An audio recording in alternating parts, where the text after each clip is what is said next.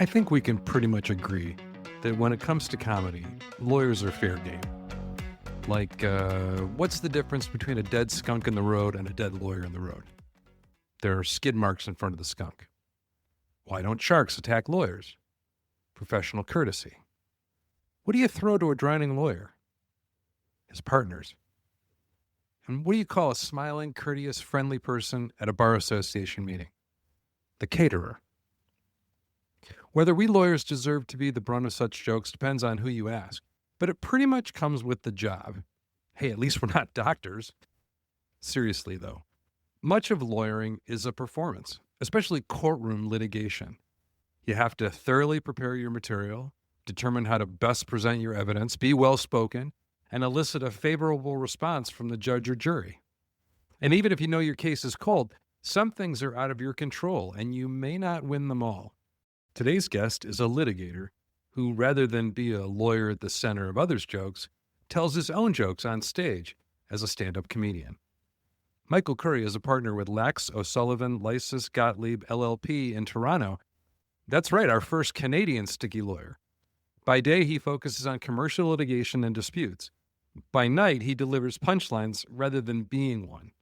We'll hear about his unusual start in comedy and how he's used his stand-up side hustle to give back to the community.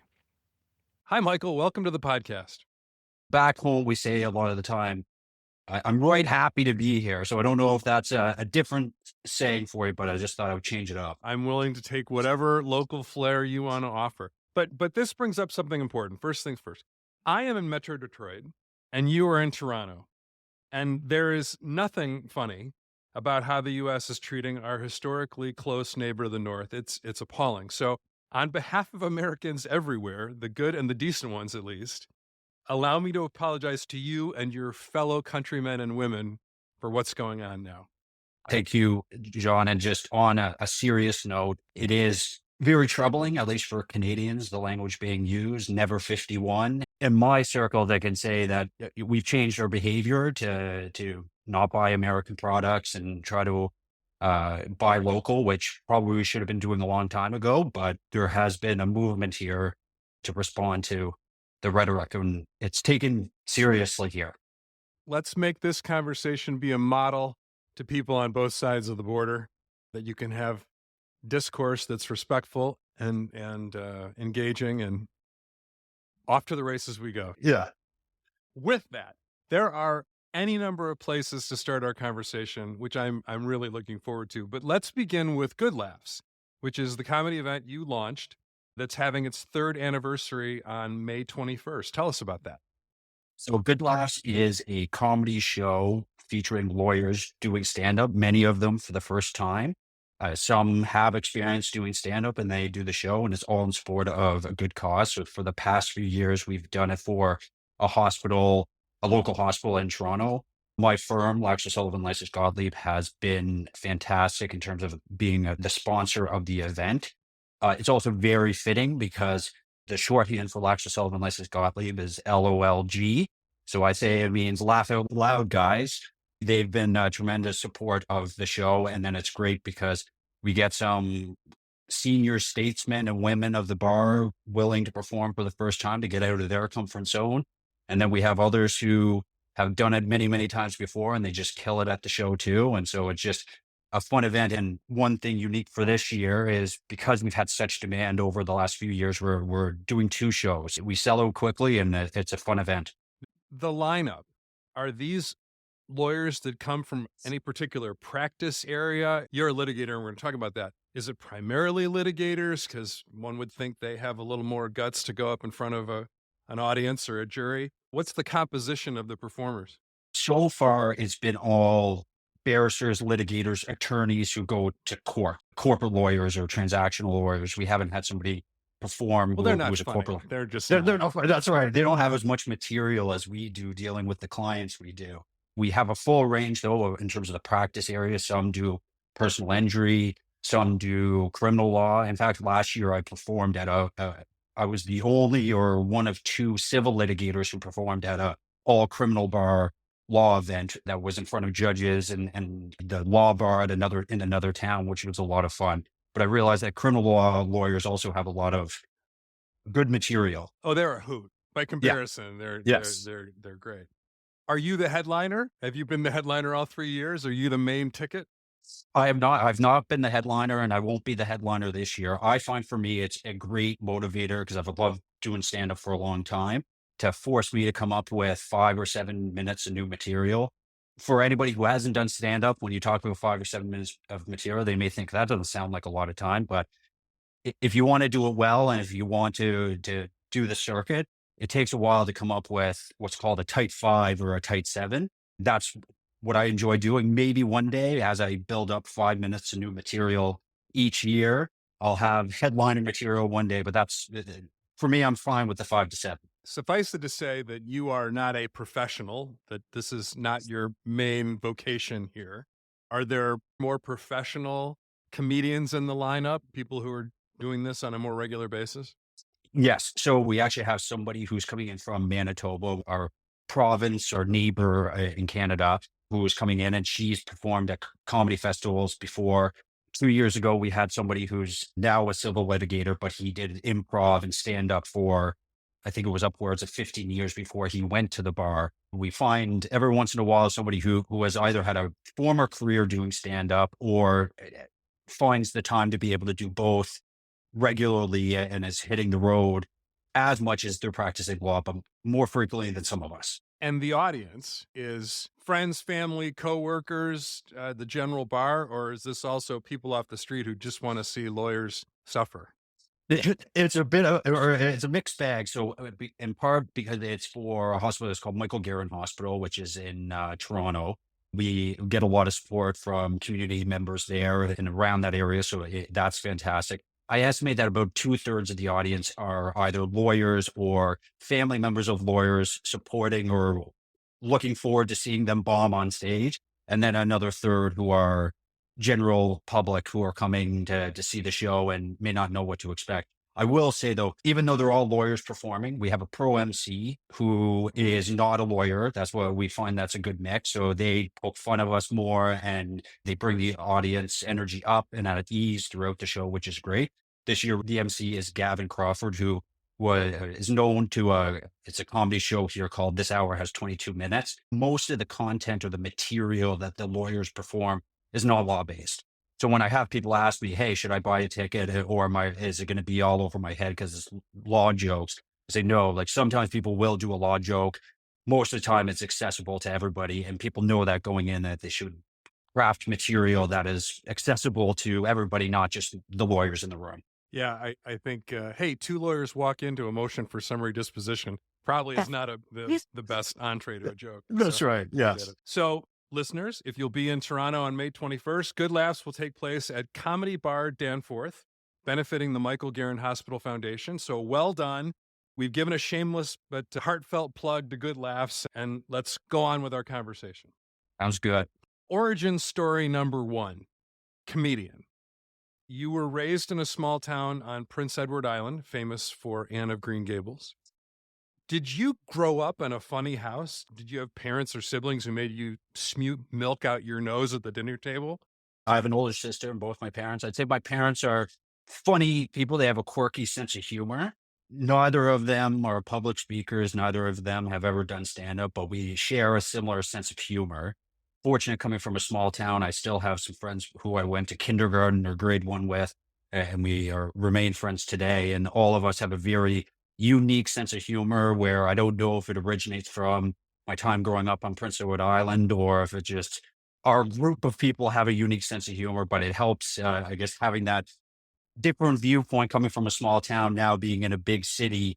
Some of the material I use originates back to growing up on PEI. And I would imagine communicating your experience growing up to people that didn't grow up on PEI is almost the same as communicating your law experience to laymen. You know, you've got to do some big translation there. That's right. Yes. And just because it's such a small province and not many people venture to the East Coast, sometimes when I'm telling jokes about it, people are like, is that actually even true? Like, did that actually happen there? So it's a good fodder because a lot of the jokes I tell about growing up there are true, but people just find it hard to believe because it's a smaller, rural town than in Toronto. Then you went to college in the New Brunswick metropolis of Sackville, where you graduated with top honors in psychology. Was law school in the mix? Were you kind of pre-law psychology? Loved my time at Mount Allison, loved Sackville. It's a small university town, so the population goes from give or take 2,000, 2,500 people to give or take 4,500 people when the students come. There's a community on its own, but a lot of it is linked to the university. So no, I didn't have necessarily going to law school in my sights, but one of my psychology professors told me that doing psychology, especially I did a science degree in psychology. She had said that there's some, at least from that program, who go on to law school. So it was something I had thought about, but I wasn't pursuing at the time or knew that I wanted to do. You're in college, and at some point you say to yourself, hey, I'll give this stand-up thing a try. When I was in undergrad, we started doing more presentations in class to 50, 100 people. And I realized I hadn't had much public speaking experience, and it was something that I really wanted to improve and just get more comfortable doing.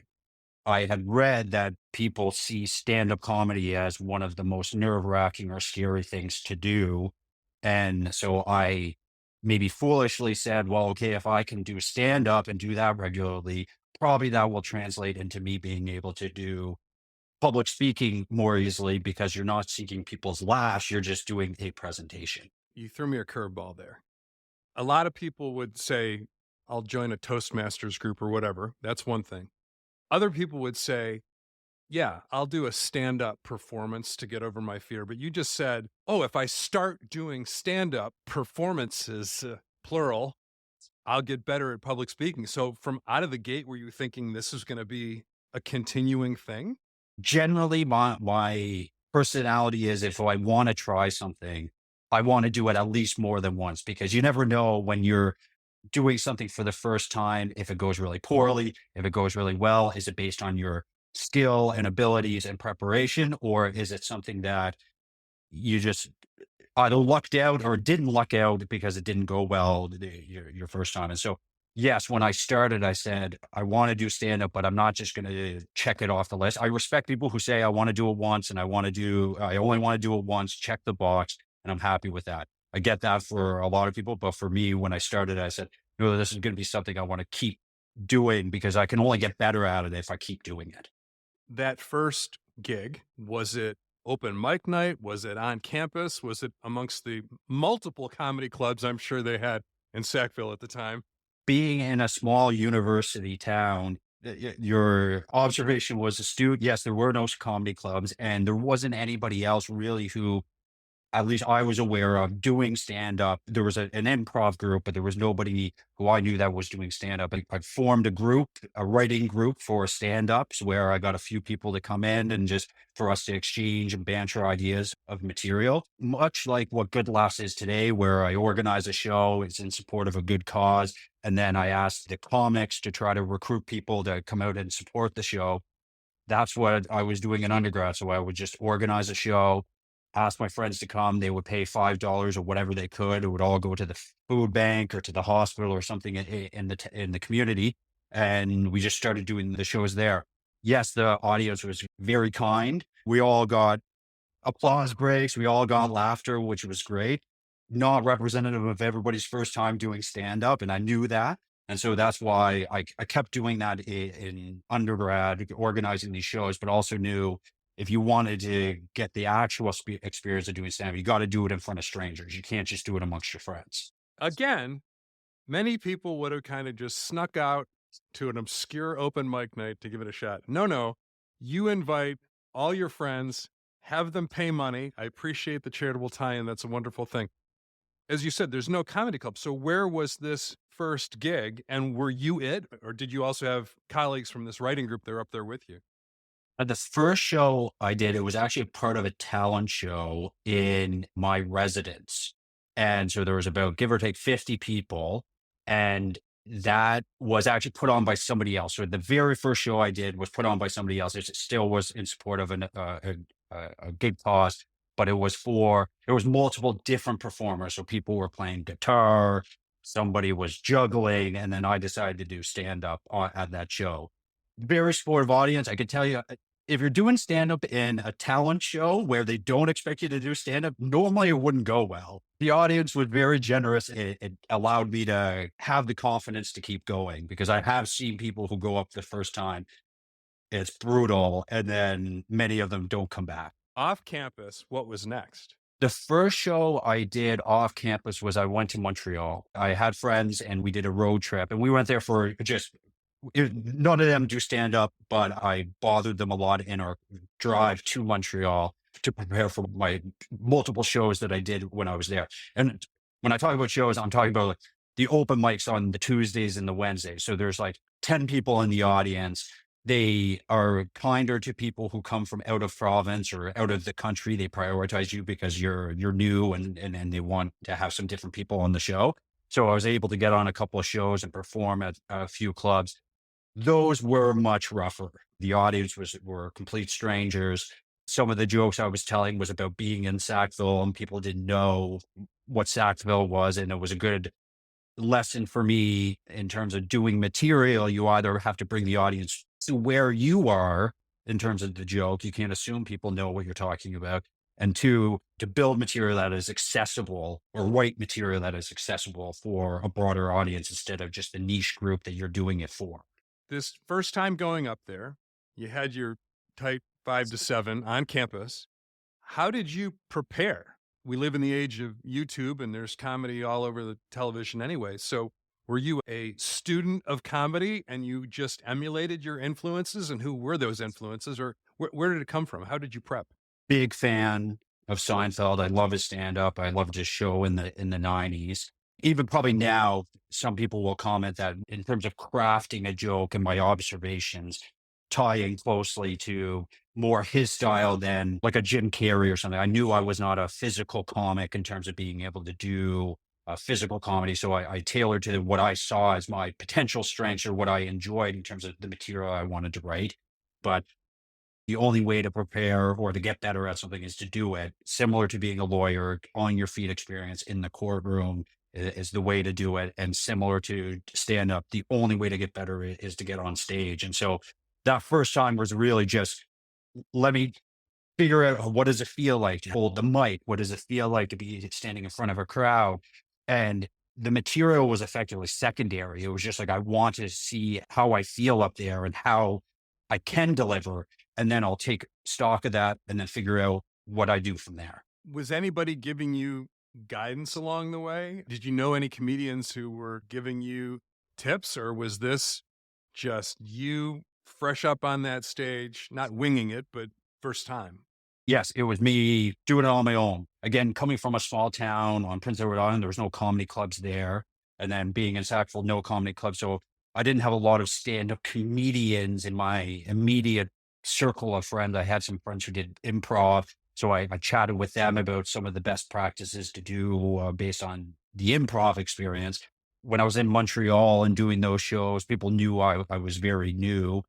And some of them gave me some feedback. And then once I was in Ottawa and then Toronto and doing it more regularly, and again, when I say regularly, I'm not doing it all the time, but I found when I was in front of more seasoned people, they were able to give some very practical tips on how to perform. But at some point too, you can take the feedback, but you got to do what is authentic to you and what works for you, what you don't like, and figure out how to change it. What were some of those early things that you learned that have kind of become inherent to your act? This is one of just the basic things when you're performing on stage. Many first timers, it seems so simple, but taking the mic stand away, like if you have a mic and then the mic stand and you take the mic out of the mic stand, many first timers will just leave the stand in front of them. So then there's a wall or a barrier between you as the performer and the audience. When it's your first time or your second time, you may be so nervous, you don't even realize that the mic stand is there. But what I tell people and what somebody told me is if you can even just move that mic stand to the back behind you and you set it down authoritatively, that just sets the tone right away. You know what you're doing. Even if you don't know the rest of it and you don't know how the rest of your act is going to go, that just sets the audience a bit at ease because they're like, okay, now I don't have this dividing line between you and us. and it's not distracting because sometimes people sitting on the other side of where you're performing may not even be able to see you, or their sight is a bit obstructed. And of course, you may not know that until you do it, and somebody asks you to or tells you that that's the best practice to do. Those things can make a lot of difference in the long run when you accumulate all of them. I understand that for good laughs, you've cruelly or kindly asked friends and colleagues of yours who've never done stand up before to come and participate. Do you give them that guiding hand, that advice as well? I do. And some I've taken out. So a colleague last year, he wanted to go out on and do some open mics with me.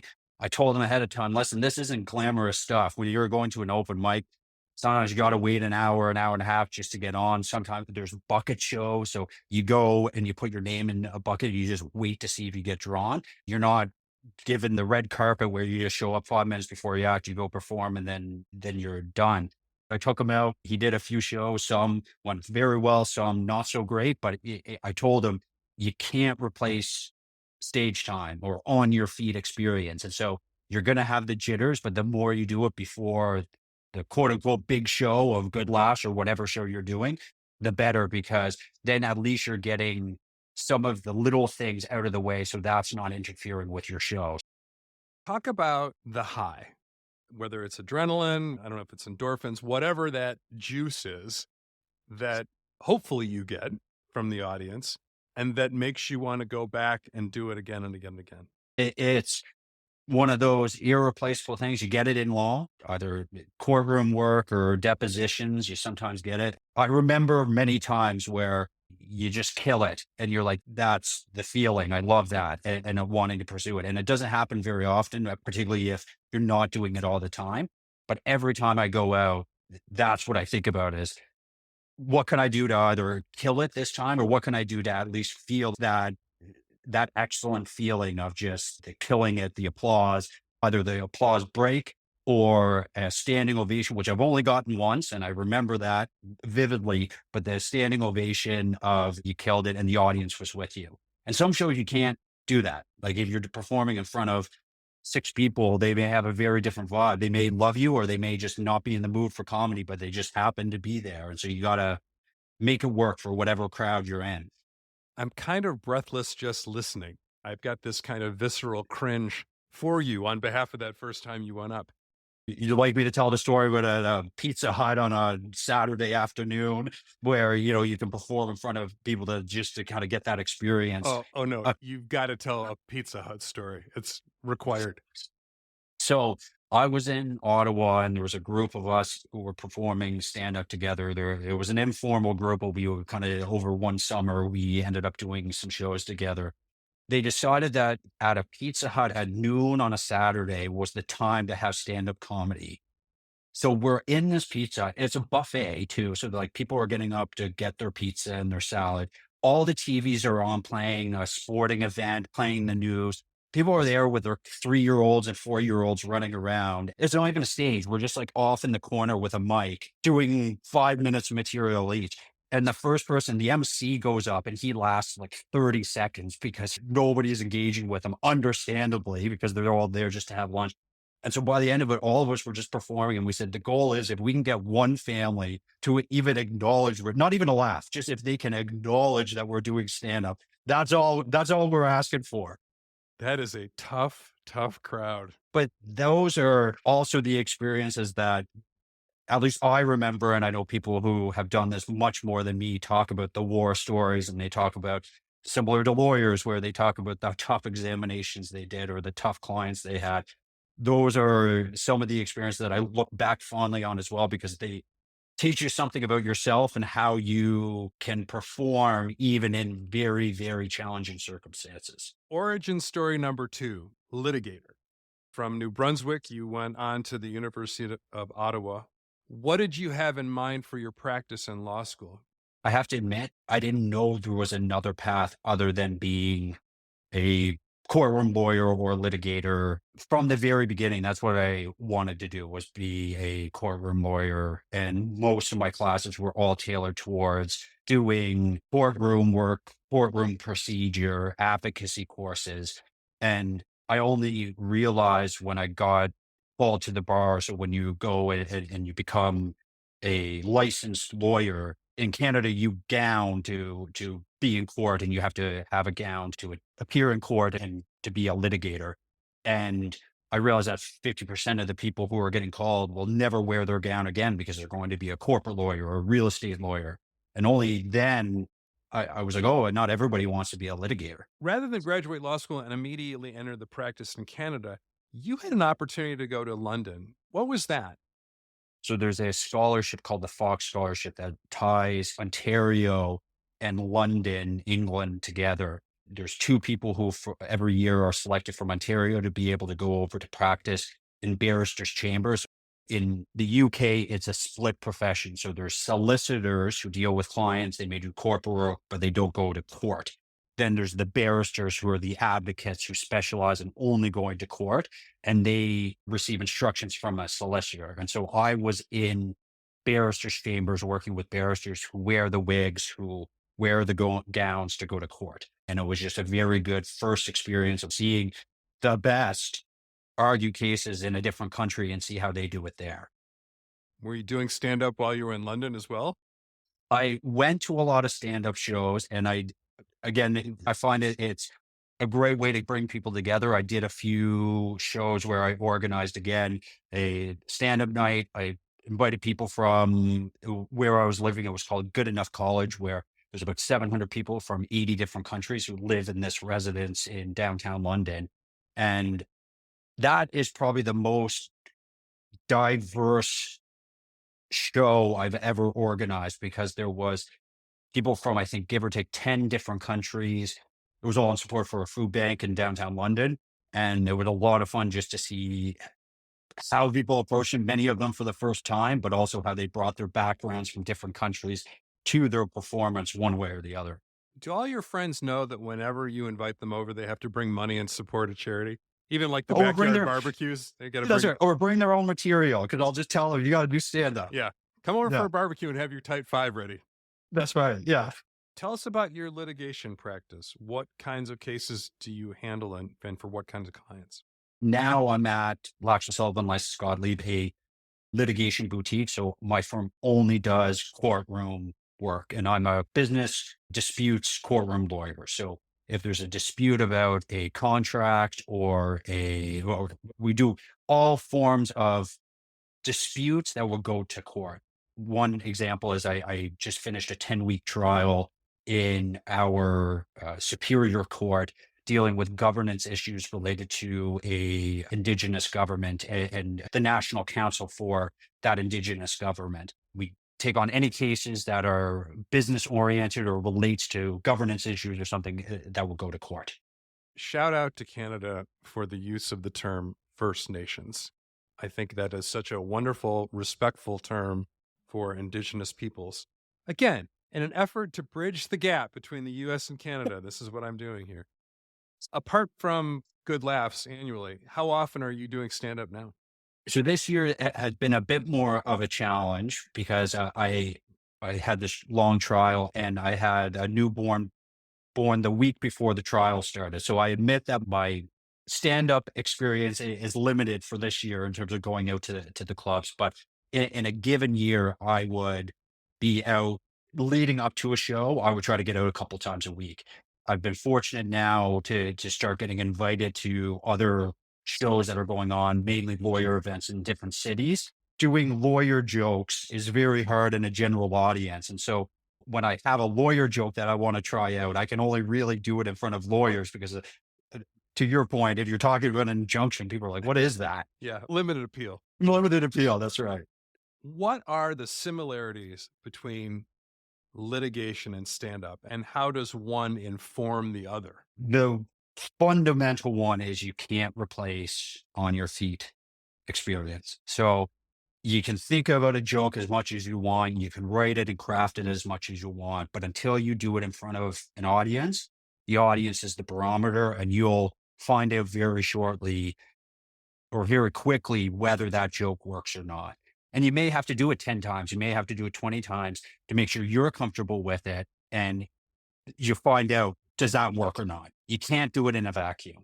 And similar with being a courtroom lawyer or doing a deposition, you can watch somebody do it or you can watch videos on it and read about it, but until you actually do it, it's very different. And you can only learn your own style on how to approach both of them by doing it. One of the other characteristics for both is you need to have a thick skin. The feedback on doing a stand-up routine is immediate and it's very public. And so you need to be comfortable in your own skin to know sometimes that you're just not going to have the jokes land. It's not going to go well, but you got to still give it your 100%. And if you don't, the audience will know.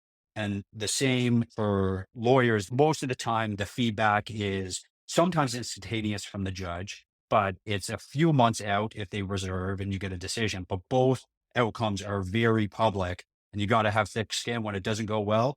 And even when it goes well, you have to stay grounded in knowing that the next time you still have to be prepared that it may not go well. And then the last one is preparation. The amount of times I've gone to a show where I've seen somebody perform stand up where I thought, man, they have a good joke there, but they just totally butchered the punchline or they totally butchered the setup. You got to write down and prepare your jokes as much as possible, but you got to perform them. And the two of them are linked. And same with being a courtroom lawyer. You got to know the documents. You got to know the evidence. You got to be prepared when your witness or another witness says something that is not accurate to know where to find those documents to impeach them or to contradict them in the record. If you don't have that familiarity, it's just not going to go as well as if when you spend the time to prepare. And I would imagine being conscious of your words, your delivery is equally important in both arenas as well. Is that fair? Being conscious is important. It's just generally Being conscient. Yeah. All right. Okay. there's Boy, much I else didn't you know I can. was going to get heckled on my own podcast. Is bombing on stage a question of when and not if? That you're not going to slay or kill every time you go up. Yes. And going back to the needing a thick skin, you have to accept that there's going to be bombing or just not the reaction that you're expecting, particularly when you're trying out new material. And some people will rely on jokes that they know do well and just keep using those jokes. But I also think it's important to try new stuff. And when you try new stuff, a lot of it won't work, at least the first time. You can, and I've had this happen where I think a joke is brilliant and it's going to land. And it's either just how I delivered it or the audience or a combination of both. It just doesn't work out that first time. My philosophy is you got to do it multiple times to see if you can work at it. And last year, I had this joke about getting married on Prince Edward Island. The Here's your joke. chance. Here's your Yeah. platform. Take it away. I won't go into the substance of the punchline, but when I started that joke, it had a very different setup and a very different punchline when I started out. And it took me a while to figure out how to reform the joke and change the wording to have it work in front of an audience. And that's just the hard work. Same with when you're doing a cross examination in court. If somebody comes off the street and just sits in the back, they may be like, "Oh, you know what you're doing. That's super easy. It didn't take you any time to prepare." But the hours that it takes to prepare is fundamental. What about a loss in the courtroom? We would hope not, but are losses inevitable too as a barrister litigator? A senior statesman said this to me when I was starting out about you could have 100% of the facts and 100% of the law on your side, and you may only win 70% of the time. And I think that's just an important thing to take away, that you can have these cases that you think are real winners, or you can have these cases that you think are real losers, but the system is still a human process. And so the outcome is not guaranteed. You raised an interesting point, and I wasn't artful in my question. There are many opportunities to lose a case or not prevail in the procedure, regardless of the ultimate outcome. You can lose motions along the way. You can be denied access to evidence, or you could have the ultimate loss, which is you don't get the decision you wanted to get for your client. In a way, stand-up's easier. You're done after your 5 to 7, right? I guess other than mainly yourself, you don't have somebody else to answer to. You only have yourself to be self-critical to and learn to refine. Whereas in law, there's many more people to account to especially when there's a loss. This has been such a great conversation. I have weighty conversations with a lot of guests about some serious things, and I know what you do in your day job is very serious, but I've really enjoyed this. What do we say now? We say safe drive home. Be sure you tip your wait staff. I'm here That's all right. week. I'm here all week. That's right. I appreciate you sharing the details of this dual existence that you have. Once again, good laughs, May 21st, Comedy Bar Danforth, good cause. We'll put up links to the event in our show notes. We'll include some media about Good Laughs, as well as your bio and some other info about you so our listeners can learn more. But good luck with the show. Raise a lot of money for the Michael Garron Hospital Foundation, and thanks for being here today. I really enjoyed it. Thanks, John. And again, I'll just thank my law firm, Laxer Sullivan Lysis Gottlieb, for sponsoring the event. The lead sponsor is Laxer Sullivan Lysis Gottlieb, and then we have another sponsor, Thompson Rogers, as well, who has generously supported the event too. And so it's great to have law firms supporting the event, and then also having other law firms support it by having their lawyers come out and perform. So it's a lot of fun. It sounds like it. I appreciate all those brave first-time lawyers that are getting up on stage. I'm trying not And to cringe for them. I should say two last things. John, I would love to have you come up and perform if you're ever up for doing something different. I don't know if you're a stand-up guy. I'm a stand-up guy, but not a stand-up guy. Yeah. And if there's any US attorneys who would be interested in either doing stand-up or do stand-up regularly and would be interested in performing, I'd be happy to hear from them. I think they'd be concerned that if they cross the border, they might not be let back in again. I was going to say, let's wait a few years at a minimum. Yes. Exactly. Michael, thanks again. Thanks, Sean. Hey, listeners, I need to confess something.